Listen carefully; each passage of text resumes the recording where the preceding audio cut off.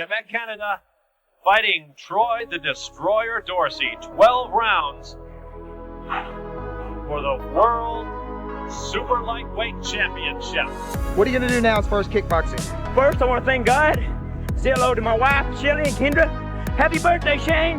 And thank all of my instructors and students at my school. Now, pick up kickboxing and boxing both again and go after a world title. Congratulations. Okay, thank you. All right.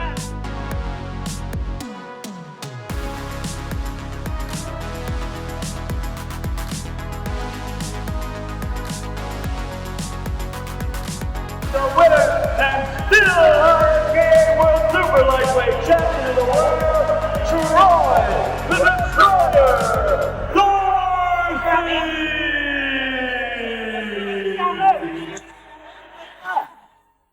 So, when did you start boxing? When you were growing up? When did you get into that?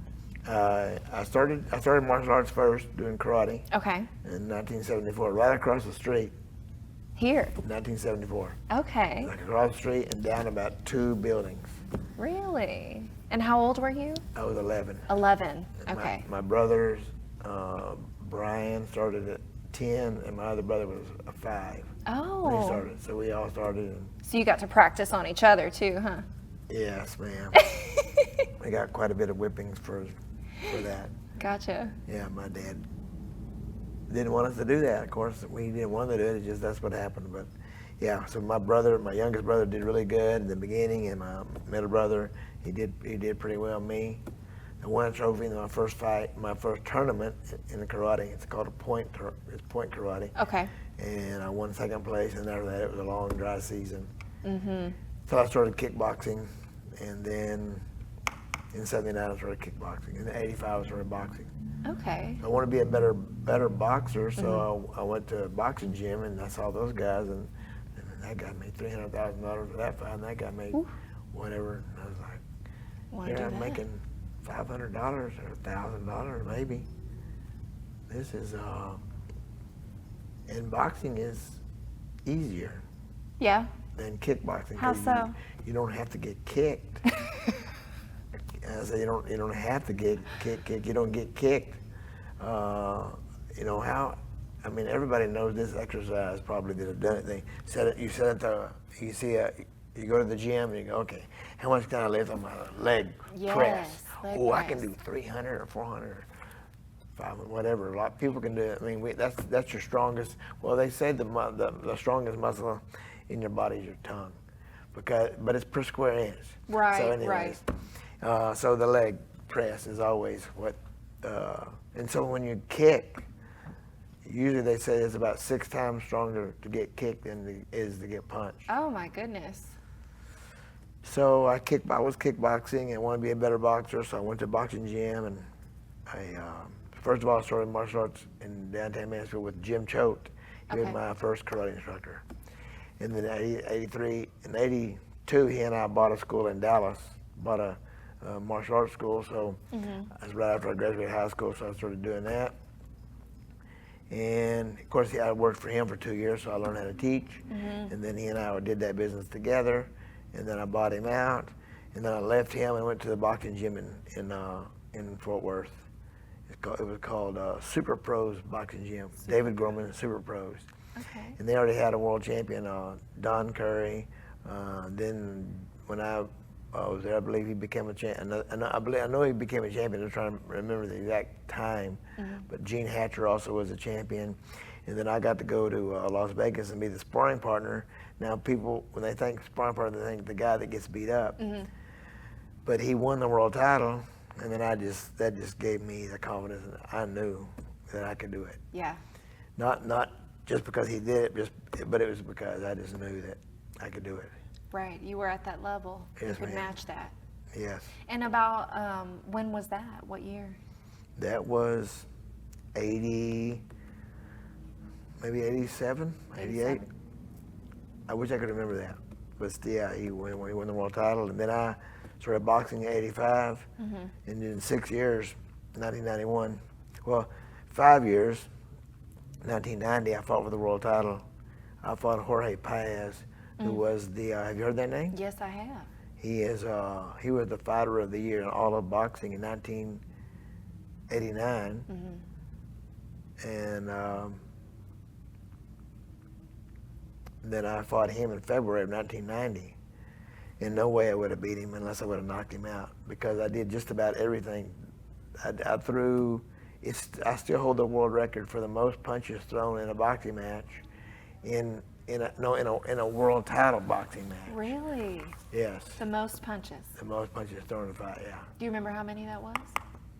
It seemed like I saw it was 600 and something in 12, but it seemed like I think because later on I did it in 1992. I threw 1,527 punches in a fight. It wasn't a world title fight though. Wow. It was a 12-round fight though. But the world title is still, or the world, what do you call it? The record is still, I still hold the record for the most punches thrown in a world title boxing match. That's amazing. That makes my arms hurt just listening to it. Yeah. Well, I wish it made his, but I lost that fight. I lost it. But it's real controversial.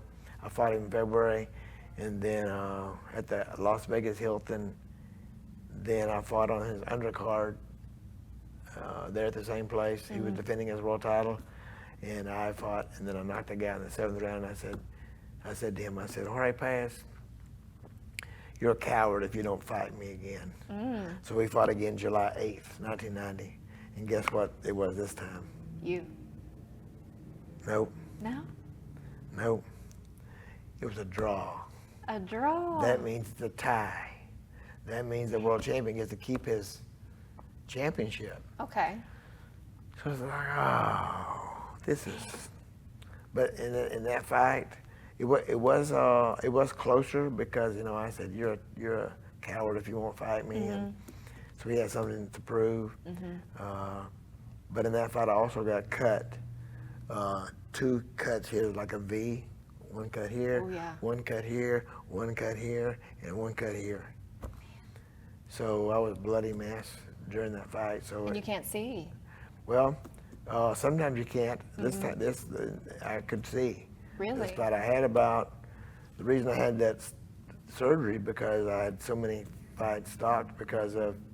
You look it up on Troy Dorsey or boxing, whatever, you can see TKO by. So it says I got TKO'd by whoever it was like Jesse James Blahal, he's from San Antonio, got stopped. But in that fight, I couldn't see. Really? I couldn't see. There was only one time I remember I couldn't see him, but then after that round, I believe that's when they stopped it because I couldn't see him. How do you keep going when you get hit like that? Like for instance, if you can see, how do you continue? Is it adrenaline in the moment, or do you have to dig down deep? It's just like you can't give up. We can't. Your whole life you're raised don't be a quitter, be a winner, and that's what it is. Just I wanted to be a world champion in boxing, and I wasn't able to do that till '91. But anyways, just the pure. It's competition, and you want to win. Right. And you do whatever you can to win. That's fair. Right. Right. So that was my reason for it's like when you work with a company, you always want to keep working your way up the ladder. It's the same thing with boxing. You want to work yourself up the ladder, and to be a champion, and I want to make a good living for my family.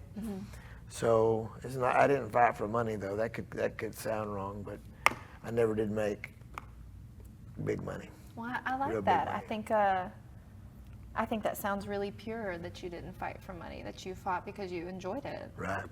And you wanted to be the best. And most people, I don't know anybody that's a world champion that fights for the money. It just happens to be there sometimes, and sometimes it's not there. Right. The big money, I guess I should say. So, but yeah, if you go into boxing, like if you went into BCB Live just to make money, that's the only reason, then I don't think it would be very successful. Yeah, I agree. You have to have a desire and a heart for it, and passion. All those things mixed together help you become successful at whatever it is that you're pursuing and trying to do. So And it's just like life. You go through hard times, you go through rainy seasons, you go through, oh, how long is the storm gonna last? Right. Oh my gosh. And then you wake up one day, or you go to work one day, or whatever it is, and you go, okay, it's over. The sun is shining. It's a bygone. It's happened, and then you get through it. Mm-hmm. So I think God He has designed us to not give up. Mm-hmm. Not that we don't want to be. I mean, you don't want to be known. I don't know. I shouldn't say it. Maybe you don't want to be known as who wants to be known as a coward? Right. Who wants to be known as someone who just tries to get the best of everybody Right. or everyone when they work with that person? They only do it because they're only nice because they've got something in mind. Mm-hmm. You know, this person will give me this, or this person owes me, or whatever it may be. But we want to develop good friendships, and yeah, we all make mistakes, so we get upset with our friends. So we have to kind of look in the mirror and say, oh yeah, I've made mistakes too. I'm not. They're not the only person. So, Right. and then there are situations where somebody is really stabbing you in the back. Then you got to make a decision to cut those ties if that's what you can. Right. You have to take care of yourself. Right. Or you can't take care of anybody else. Exactly. Now, you had family support while you were boxing, right? You I were did. married. When did you get married? I did. Just back up just a little bit. My parents always supported me. Mm. I'm gonna cry. That's okay. They both started me in martial arts. Me and my brothers here in Mansfield. And that's where the whole fighting career started. Right. And then I met my wife in 1982. So 74 to 82 is only Where'd you meet eight her? years. I met her at a karate tournament in Killeen, Texas. Well, isn't that great? Oh, She yeah. did karate too. Yes. So, did she notice you, or did you notice her first? Well, I don't know who noticed who first, but I know I noticed her a lot because I was so in karate tournaments there are 3 judges. So you have a head referee. That's what I was at that time, and then they have 2 guys that are calling the points. So, anyways, she came up, and right when I saw her, I said, "Oh wow, she's beautiful." Oh, how did she do in the tournament?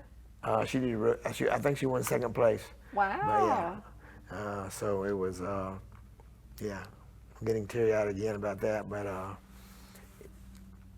yeah, so then my wife didn't take over, but my wife just supported me so much in every way. Mm-hmm. By cooking the meals I needed to eat because I fought at 126 and usually I weigh 140. Mm. So then you have to lose to 126. You can't do that in one day. Right. But you want to do it as healthy as you can. So I didn't know that until my father-in-law sent me to a nutritionist in Arlington, and they taught me how to eat. And So, what did you eat? fruits and vegetables and fish, turkey, or chicken. Okay. That kind of Lean beef meat. is not. Right. No red No. meat, huh? No.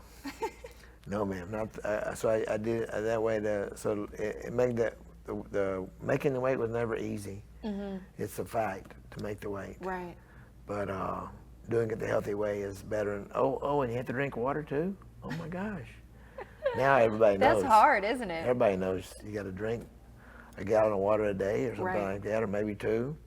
But back then, it wasn't just knowledge that everybody knew. I didn't know. Yeah. I would dehydrate myself every day to try to get lower and lower and lower. And Not realizing what you were doing. No, huh? I'm so fortunate I didn't have kidney problems or Yeah. even your brain works better with water. I mean, your whole body, it's 80% water, Yeah. right? We're kind of like potatoes, huh? Yeah. Yes, and like the world is 80% water also. Right. And God did that for a reason. I'm not sure exactly what it is, but it's compared. It's just a good comparison. Not a good comparison, but it's just a comparison, there. So, yeah. And now my goal is to take care of my family, as always, and of course, put Jesus first in everything that I do. I've made so many terrible mistakes that weren't godly at all. So my goal now is just to be the best person I can be to represent Jesus Christ, because he's coming back soon. So when you were getting ready to, start boxing and you were fighting in the late 80s, what kind of experiences did you have? Because I know you said you've made some mistakes. Did you have, mistakes when you were fighting, things that you learned from to fight better? Well, yes, always striving to get better as a fighter, personally, and that's what pretty much I think anybody or everybody does. But yeah, I was involved. I did drugs, and I'm not proud to say that. Drinking and drugs was part of a lot of what I did when I wasn't training. So I would train for a fight with no drugs, no alcohol, and then after the fight went over, the party was on. But I don't want anybody to get the wrong idea that you'll just make it through it, no matter what. Right. The cocaine, the speed, you can't just make it through it. People, my uncle died because of alcohol, not alcohol poisoning, but his liver and just. Yeah, just time. So it's a slow, torturous death at times. But anyways, so now I quit drinking, quit doing drugs. In 1998, I stopped when I retired.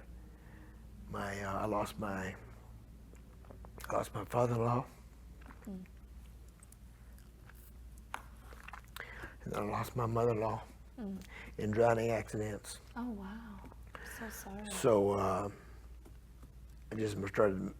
I realized, okay, I really believe and truly believe that you're not just going to go to the grave and that's where you stay. You're going to be in heaven or you're going to be in hell. I believe that. So I wasn't living a godly life. So I quit drinking, I quit doing drugs, and just Who trying to concentrate. inspired you to take on a new path? Who inspired me? Actually, it wasn't a new path. I was raised at First Baptist Church here in Mansfield. Okay. It used to be on Grave Street. You know where Grave Street is? And then now it's down here on Broad.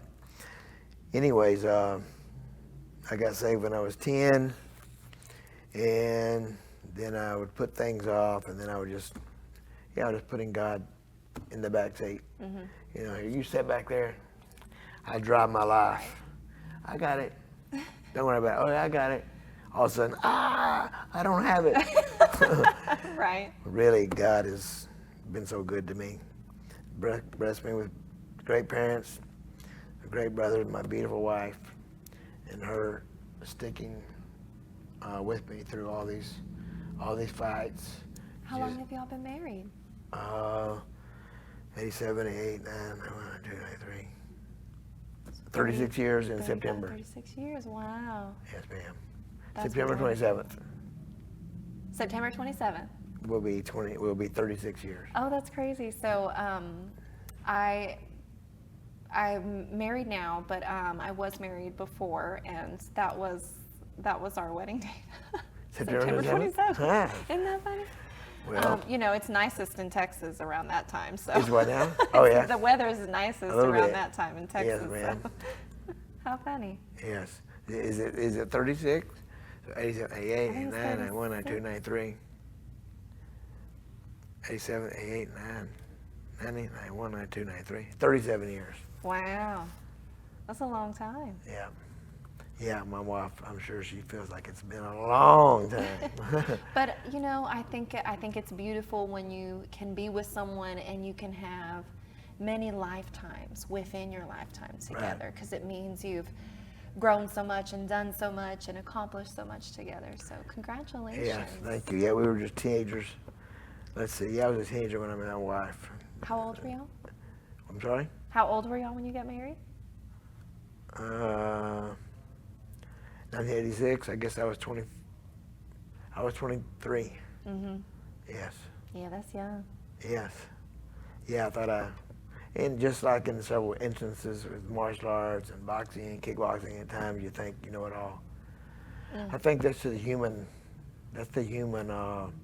problem. Right, and it almost seems like, you know, the next year you learn, oh, I don't know it all, and then as soon as you start to think you do again, oh no. Yeah. Yes, he humbles you. Did she stay doing karate as well, doing martial arts? She did, and then she started. Then we started having kids. Actually, she got her black belt after our first child. Wow, Yeah. that's impressive. So yeah, well, she was a blue belt when I met her, so she didn't start over, but she just started training with me. That's awesome. So how many children do y'all have? We have 2. 2. Kendra is 33. She's married to Kyle. They got married maybe 4 years ago, 5 years ago, and then they had our first grandson. His name is Lorenzo. Wow. 2 years ago, this past June 4th, and then day for Easter this year, April 8th, they had another boy, and his name is Cruz. Wow, so you have a really nice family now, Yes. getting big and bigger, huh? Yes. That's And great. then so my youngest daughter is married to Josh, and they've been married for about 4 or 5 years also. But they had a little girl July 7th. So June 4th, we had the baby boy, and July 7th, that same year, we had a little girl, Olivia. So we have a granddaughter That's and 2 exciting. grandsons. So it's been really a blessing, and it really is something you get them, and you can't help but spoil them and Right. have fun. But I don't like the part where people say, hey, spoil them and then give them back.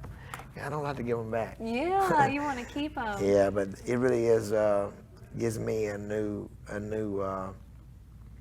realization. It's just when I had my kids, I wasn't as young, and I wasn't as smart, I wasn't as mature, and now hopefully I've matured a little bit since they were born, and just having those grandkids and just seeing these little creations of our Lord Jesus Christ, just unbelievable that we pray that they'll be happy and they'll be healthy.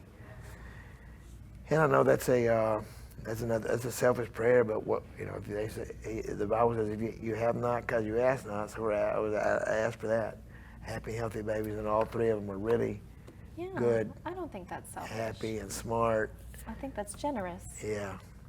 Yes. You love them, I can see it. Oh, yes. I can see it all over your face. Yes, ma'am. So when did you buy your first studio? In 1981. 1981. Where was that at? October 81 in East Dallas on Garland That was Road. the one in East Dallas. Yes, ma'am. When did you buy this studio? So my wife said, Troy, because we lived there in Mansfield, you've been making that drive so long from it's a tough 81 one. to 99. So here I was, I guess I was 36 then. And we started looking around here in Mansfield, and one of my daughter's friend's dad owned this building. Okay. His name is Matt Crocker. He's right across the street. He has a tax company. Okay. So they he does people's taxes. So anyways, I think he had 6 or 7 buildings here. I'm not sure what he owns now, but he owned this building, and he had 6 or 7, and we ended up making an offer, and we bought the building, and my wife, my dad and I worked it on Friday, Saturday, and Sunday. I was at my school in Dallas on Monday, Tuesday, Wednesday, Thursday. So you still had the other And I would take studio. off. Yeah, I lived here, and I would take off, and I just close Friday, Saturday, Sunday. Me and my dad would be down here working on this building, painting or tearing something down. So you did all that yourself with your dad as well? My dad, oh my gosh. Ooh, that's tough He work. saved- Renovation? He saved me so much money. I mean, I don't know, probably $100,000. Wow. All that we did on the inside, because let's see here. This is where the martial arts mat was. Right, this was the mat Right here. area. And that wall right there, I think, oh yeah, it was on this side. The wall was on this side. No, it had to be on that side. I just couldn't see those. I don't think I'd see those poles. There's some poles over there too. Right. Anyways, we had, it was 2 sides, and my dad but we didn't have to worry about flooring. The mat is the flooring. Right. But I was going to say we didn't have to worry about it. We had to worry about how we were going to pay for it. It cost $20,000 for mats Wow. in 1999. Whew. Now those mats just keep going up. They're really, really expensive. Wow. So, I would have never thought, you yeah. know. Yes. So how long, So the mats were about 2,500 square feet of mats. But what are you going to say about how long what? how long did it take you to get it renovated and up and running? Let's see. I think it took us about 3 or 4 months. 3 or 4 months. I think we opened in June. That's good June time. of '99. But you were working every Friday, Right. you know, every weekend. Friday, Saturday, and Sunday. And we did most of it. My dad with his, I mean, I can't build anything.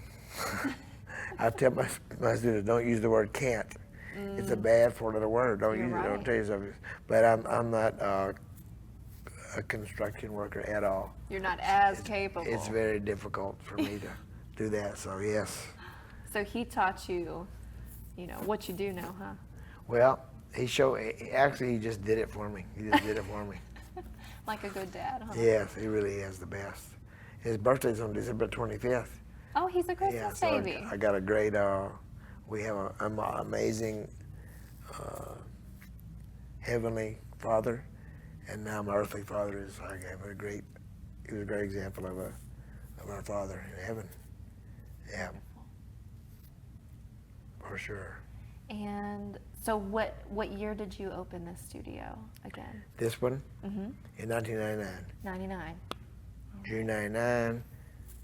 Sold the building sold the building in January, I believe, last year.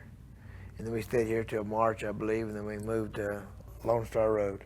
So we're just 3 miles down. Okay. It's really close Yeah. from here. So, and we only lost a few students. So, again, the Lord's been so good to me to bring people to us and help keep people with us, and retention, and just have them coming. People want to be a black belt, but how many people want to do the work that Right. it takes to be a black belt? That part. I have a student that was 58 years old. If you're thinking that you're too old, this guy's 58 years old. He got his black belt when he was 62 years old. Then he got a second degree, then he got a third degree, then he got a fourth degree, then he got a fifth degree, and then he got a sixth degree. And then he passed away about 5 years ago at 91 years old. He trained in martial arts from 58 to 91. Wow. And he was my most dedicated student That's inspiring. I've ever trained. Yeah, he inspired me for sure, and still does. Oh, and I was it's funny you say that. I was going to ask you, tell me about your students, anyone who, sticks out. What was that like, teaching children? How did you feel, being that person? Well, I really didn't think about it that much, but I know my martial arts instructor, Jim Choate, he meant a lot to me, and Jimmy Wilson is another one of the guys that he hired, and he became just like, I want to be like him. He's my hero. So now I'm in that place, and just got to do the best I can to make sure that they're getting a good example of what a person or a human being should be. And I fail sometimes, maybe all the time, but yeah, just talking to these students about no drugs, no alcohol, no cheating, no lying, no stealing. Do your best at school, make good grades, go to college. You've been placed on this earth for a reason, and God's called you to do something. He doesn't call anybody to be a bum or an alcoholic or a drug addict, and so he calls people to represent him and help spread the word, because he's coming back soon. That's scary. Isn't For it? the people that don't know who he is. Yeah, have you heard this? N-O, no Jesus. N-O, no peace. K-N-O, no Jesus. K-N-O, no peace. I really like that. Yeah. Wow. So I know a little bit about karate. I know that there are belts and there Yes, are ma'am. colors. Yes, How ma'am. many are there? Like, where do you start? I know you end at the black belt. That's the highest one, right? Yes, ma'am. Where do you start? And that's what I thought. That's what I thought at times. I thought, well, at black belt, it ends. It doesn't? But really, it doesn't. That's really the beginning of when you really learn. Really? Yes, ma'am. Okay. Yeah, because there's first degree black belt, second degree black belt, third, fourth, sixth, seventh, eighth, ninth, 10th black belt. Oh, I didn't know that. Yeah. Yeah. So it's not like that you learn these great, unbelievable things but you keep learning martial arts, but also it helps you with all the other martial arts that you've already learned. Right. Because it's like anything else, the more you do it, the better that you get at it. Interesting. Do you have a lot of students that learn in karate with you that go on to do other different types of martial arts? Not too often. Not too often. They stick with the karate. Right. It seems fun. We do kickboxing right now. Okay. We do kickboxing, so we have a system that two of my partners helped develop, and it was just with my boxing skills, my kickboxing skills, and my karate skills all together. And so we wear boxing gloves, and now karate. A lot of people think we're doing movements like this, but no. No. That's kung fu, and Do you know that's any? all. Do you know any kung fu? No. No. No, I fought a guy that was a kung fu guy, and he was really good. The only kung fu guy that I ever knew to do any good in tournaments was Robert Hartfield. I haven't seen him in 20 years, maybe 30 years, but yeah, he was really good. So, yeah. But kickboxing is a great exercise. It's great for self-defense. The only thing that changes from competition to the street is on the street. Of course, there's no rules. Right. And you don't kick a person in the face. You don't kick them in the body. You kick them in the leg. Kick them in the knee. Kick their shin. So they or kind kick of 'em in lose the their groin, footing? so that you hurt them. So you kick somebody this way. Your knee doesn't bend. That would hurt more than body? When you kick here, well, the thing is they're gonna cripple them, Ooh. or it's gonna break something, Right. or it's gonna tear something, because your knee doesn't bend that way. Did you ever encounter, on the street outside of the studio, I haven't. anyone who wanted to fight you? I haven't. Me and that's a friend of mine, Austin Mitchell, back in high school, and Brad Patton. Those guys. We went to a Journey concert at Reunion Arena in 1980, I think 82. Oh, wow. And we got in a fight because my friend Brad Patton was somehow, I don't know what happened exactly, but he hit the guy, and the guy got on top of him, started hitting him, and then these other guys were messing with me, and I ran through and I kicked the guy in the face, got up, and we started running back to my car with Austin Mitchell, and when I got to the car, my keys had fell out of my pocket. Turned around, it looked like there was about 20 people coming. Oh my gosh. So I don't remember Brad being able to fight because he was already, they cracked his bone in his cheek here, and his nose. And then so Austin and I did something, and Austin got a busted nose, I believe, also. And luckily I didn't get hit. I just did some hitting, but I didn't kick anybody in the leg. I just punched everybody that I hit. Oh, good. I didn't kick anybody in the leg. Yeah, you'd have done some damage, huh? Huh. Yeah, and that might have been stopped. That might have stopped it earlier, but it did not. So you didn't have your keys. How'd you get out of that sticky situation? Oh, we finally found them in the parking lot. Oh, my Of goodness. the Reunion. There was somehow we found them and drove back. One time I lost my keys. I never found them. So that's very fortunate that you Yeah. found those keys, because I Yes. think that's sometimes that's hardest to find. And Reunion Arena parking lot. I don't know how we found them. Yeah, that's huge. After we had already fought these guys. It's like, okay, now we're That going sounds like a home. movie. Yeah. That sounds like something out of a movie. Yeah. Wild. Yeah, so I wanna write a book, and that'll be in the book, and then maybe they'll make Yeah? a movie of it. Yeah, of not that, but of my life. So an autobiography. Right. Interesting. That's a feat. Yeah. Have you started? I started. about 10 years ago. Oh, And then I even got a book somehow done with Alfred Adams, and but it was just me talking, and it was like that's what they put in the book. Well, it sounded like a 5-year-old, oh. you know, maybe a 10-year-old, maybe 20. It wasn't as polished as it could No, have been. it wasn't. So I got to start over. But That's I'm all looking into it right now by getting that done, and somehow maybe I'm hoping me and my wife can get a lot of it done ourselves, and then give it to the people that can make it work, make it sound better. Yeah. Right. Did you teach your children karate? Yeah, they train here at the school. Kendra, the oldest one, and Shelley, the youngest one, they both trained. They got white belt, they got gold belt, they got orange belt, and then the orange belt, they can't even, I remember Kendra saying, "Daddy, we don't like karate anymore." And I haven't thought about it until just now. Maybe they didn't like it because because that's when you start to spar. In other words, fight. Now I tell people that dogs and cats fight. We spar, so it's controlled. And like this boxing it's still, even it's self-control. I mean, it's so there's certain control. You can't hit certain areas. Okay.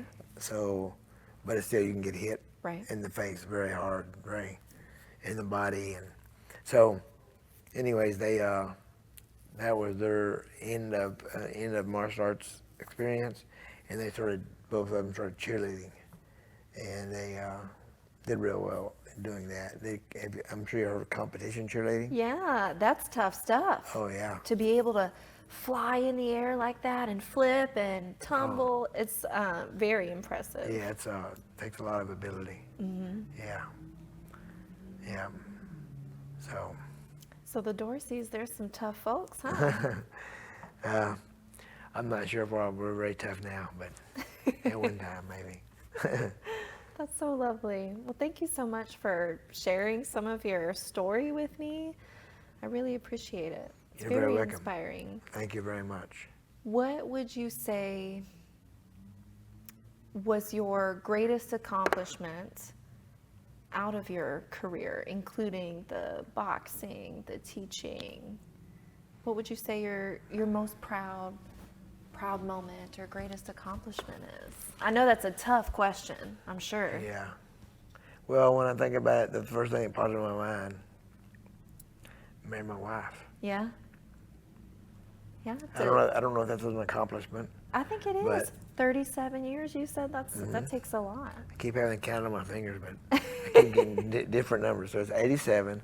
I got married at 86, 87, 88, 89, 90, 91, 87, 88, 89, 90, 91, 92, 93. Yeah, 7 years. So we got married at 86, and then this year's 2023, 37 years. Yeah, so, and that's constant, it's work, and it's constant forgiving, and not constant, but it's part of the marriage for sure. Right. Forgiving and supposed to be love. That's our greatest attribute that we all get from the Lord, because he's the example.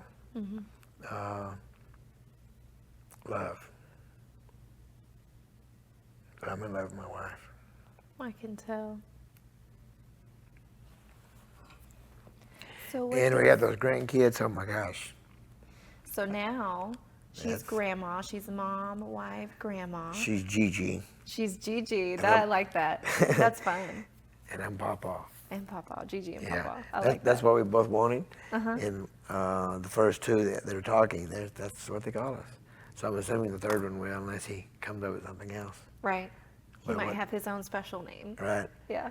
Yeah. So it's been great. I So was spoiled rotten American.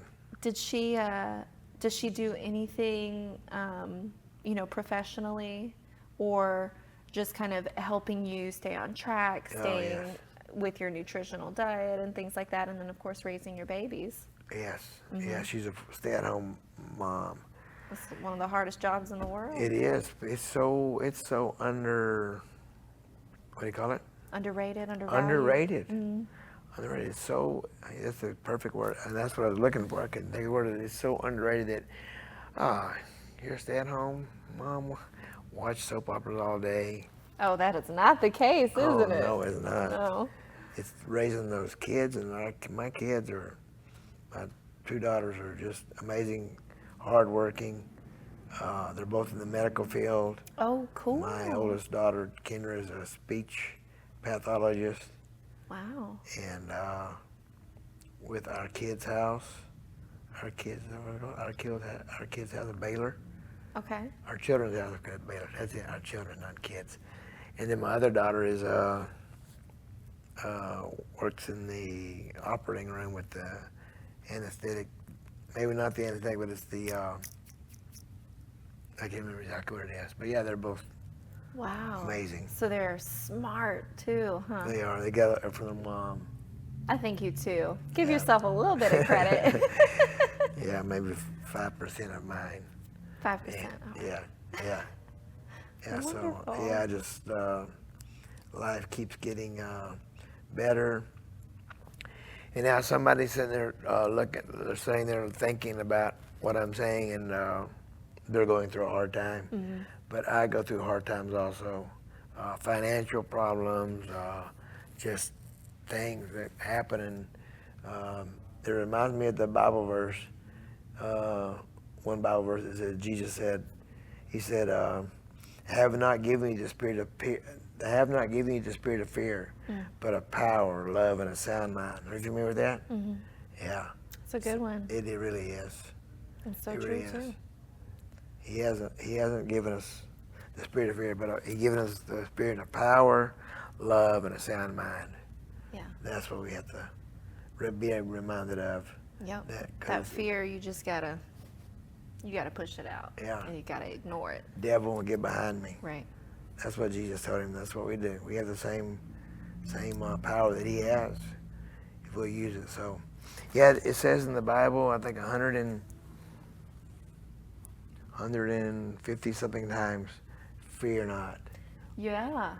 Several times. Yeah, you're right. I've heard that. I've heard over the last several years 365 times in the Bible. Which would be That'd one be for one a each day. day of the year. But then I really started researching and looking at it, and I found that it's 150 something. But still, That's a clear message, isn't it's it? very clear, yeah. Yeah. But so the thing is, he had to keep saying it, because what are we, or me, we forget. Yes, we forget, don't we? Yeah. So fear, have you heard of what the acronym is, fear? Mm-mm. It's false. Who's the head of the lying department? That would be the devil. The enemy, exactly. And we have him beat 2 to 1. Mm-hmm. So the enemy was kicked out of heaven, and he got kicked out of heaven with a third of the angels. So we have 2 1/3 of the angels left, plus we got Jesus on our side. So what was your question? I like that. What was your question? You asked me something. Well, you were telling me the acronym for fear. Oh, fear, yeah, false. False. And then I started talking about the liar, so I got off subject. The I'm enemy. really good at getting off subject. That's okay. Jumping all around. So E is enemy, False. right? False evidence False evidence. appearing real. Appearing real. Yes. Yeah. Yeah. Most of what we worry about, there's a statistic, I think it's 90-something% of what we worry about never happens. Right. Never We happens. worry for no reason. Right. No real reason, really. Right. Because everything, All things happen for a reason for those who are called according to His purpose. It says that in Romans. And He just given us, we just have to dig in that Bible. The Bible doesn't stand for this, but I heard it and I really like it. It's best information before leaving Earth. BIBLE. Best information before leaving Earth. I really like that. Did you come up with that? No, I didn't. No. Can't take the credit. Well, actually, I did come up with a little bit of it, because I kept hearing basic information. I changed it to best. Best. It is the best. It's not It can be basic, but to me, it's the best information before leaving Earth. There's a lot to learn from that. Because without Jesus, we believe as Christians that they're going to go to hell. And it's a horrible, bad place, bottomless pit, weeping and gnashing of teeth, so your teeth have something going on like Painful. like cavities, but probably it's going to be worse. And you're alone. Have you ever been alone by yourself ever for 1 week, ever? I lived alone after. I mean, but never seeing anybody. Oh no, not maybe during COVID. Oh, yeah. You know, just Yeah. that was a lot. Oh, yeah. That was a lot. But it wasn't quite alone, you know, Right. because you've got TV and you can call Cell phone, somebody yeah. and, you know, but really being alone, I don't think too many people have experienced that. No. Yeah, so you're alone in heaven, fiery pit. It's going to be hot. Talked about, I think it was Lazarus said he just, please give me some water, and just a drop of water on my Right. tongue, but he didn't get it. No? No, it's too late. And people say, how does a amazing, loving God do that? Well, look at what did our amazing God do? He gave his only Son up to die on the cross. The torture was hours and hours of torture. Cat of nine tails, 39 lashes on the back. Ooh. You know why? They did 39 and that's it? Because if they wouldn't have done 40, it wouldn't kill them. The Romans knew if you do one more lash, it kills. So they wanted to suffer. Right. So they 39 lashes, ripped his back off with that cat of nine tails. They didn't put the spikes in his hand, they put them in the wrist. Yeah, right, because it would have just come off from the Right. weight, yeah, right in there. And in his feet, I've kicked people and kicked the elbows. Oh my God. I can't imagine getting that Right? spike in the top of my Cannot foot. imagine. And then they were he was on the cross where his knees were bent, so he would stand up for a while so he could breathe. Right. And then when he was hanging, he couldn't breathe. So it was a lot of up and All down. that pressure from Terrible. So terrible stuff. accept Jesus as your Savior, and if you believe in what the Bible says, if you confess with your mouth that Jesus is Lord, if you confess with your mouth and believe in your heart that Jesus died on the cross, you shall be saved.